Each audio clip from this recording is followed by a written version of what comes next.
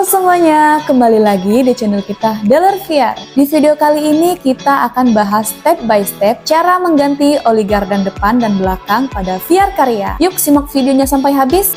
Di sini kita pakai Carya Beat ya sobat VR.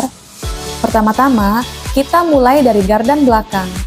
Buka baut pembuangan oli gardan pada bagian belakang untuk menguras oli lama. Tunggu sampai olinya benar-benar habis ya. Kalau oli sudah terkuras, tutup kembali baut pembuangan tadi dengan rapat. Lalu tuangkan seluruh isinya ke dalam gardan melalui lubang tersebut.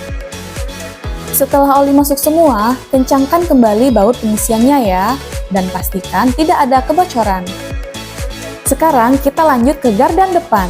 Angkat bak VR Carya Beat terlebih dahulu ke atas agar lebih mudah mengakses bagian bawah. Kemudian buka baut pembuangan oli di gardan depan dan biarkan oli lama keluar hingga sampai habis.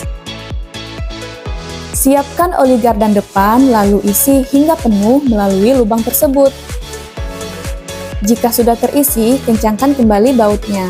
Nah, yang terakhir, turunkan kembali bak VR Carya Beat ke posisi semula, dan tentunya motor siap jalan.